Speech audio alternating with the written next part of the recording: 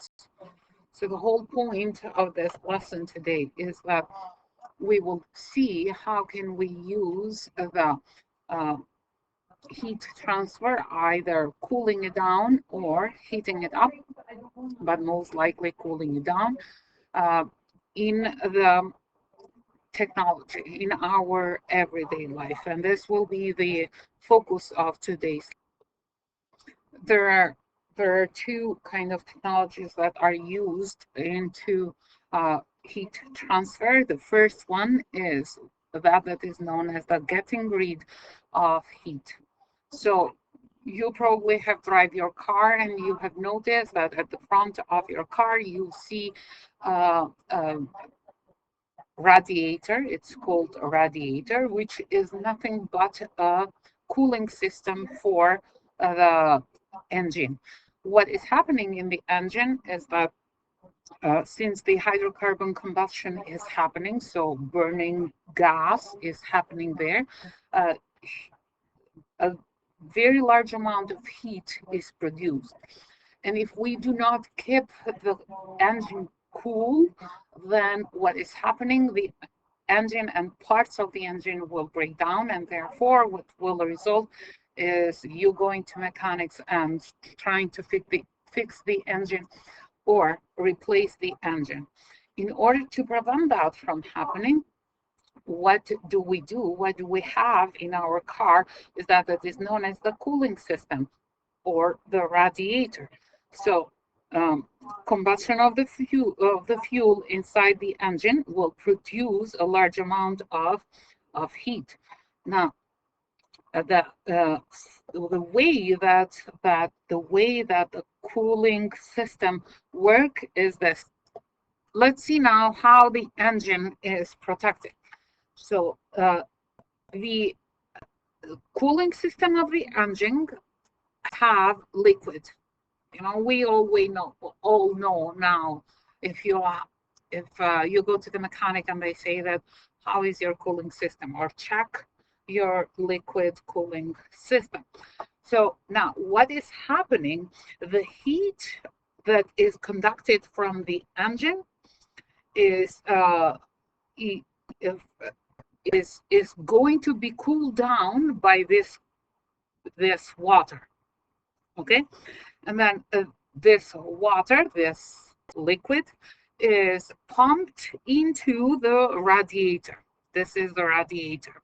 Is pumped into the radiator. So A is where the liquid that is the liquid that is going through the engine to cool it down is going through the radiator.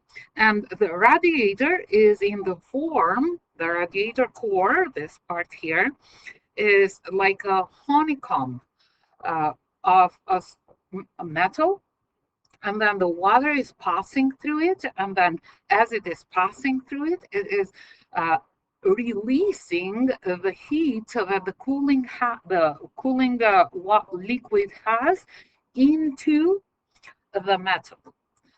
Now, this is happening through conduction because the water and the metal that is in the radiator or the radiator core are in contact with each other. Therefore, now what do we have? We have, as a result of this, we have a cold liquid or coolant and a hot metal that is in the radiator core. And then what? Now we need to cool this down. Then either through a fan that is running behind the radiator core, or through the air that is coming as the car is moving, the metal or the radiator core is cooled down. And on this way, what do you have? It's always the coolant coming into the radiator core. Always the radiator core is cold, cooling the coolant down, and the circulation of the coolant is happening. So the coolant is coming from the engine as a hot liquid, and then going through the core, the radiator core or the cooling system, and cooling it down, and then the air, it's either blowing it with a fan, or the air that is coming as a result of the car moving, it is cooling down the core, and therefore what is happening, we will have a cooling system that will keep the engine cold and not burning it out, and on the same time the radiator is cold as well, so that the coolant that is coming from the engine has quote unquote a place to release the heat that is absorbing from the engine that is burning the fuel. If the first method or the first way that we use in heat transfer technology is getting rid of the heat that the coolant on that case had. The second one is cooling through evaporation or keeping it cool. So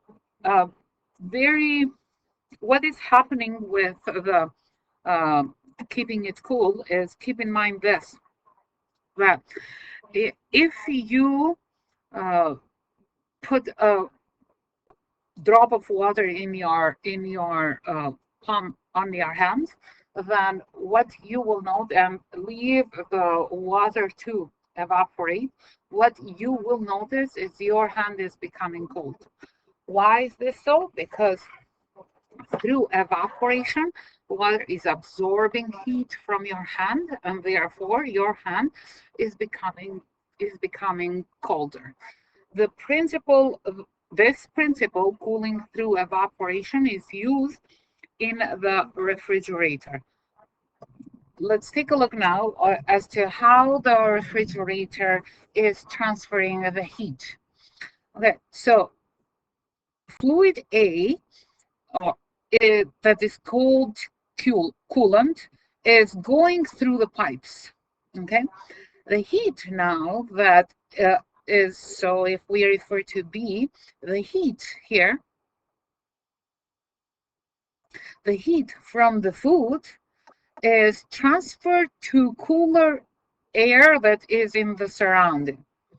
Okay, and then the coolant is evaporating, and then so it's through evaporation. And what is evaporation? Is changing the state of matter from liquid into gas.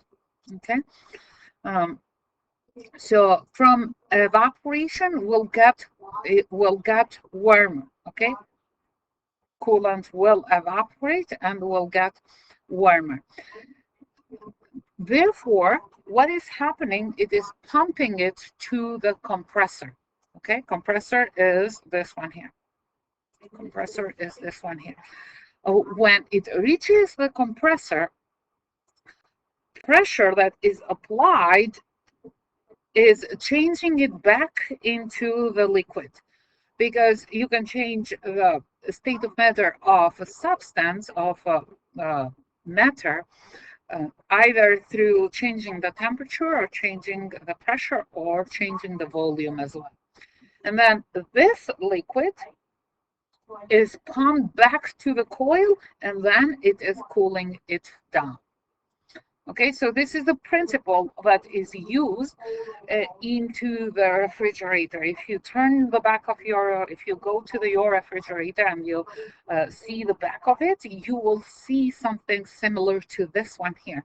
And the long way that it is going, that is going like back and forth, this way here, that the liquid is moving. It is just to cool it as much as possible down.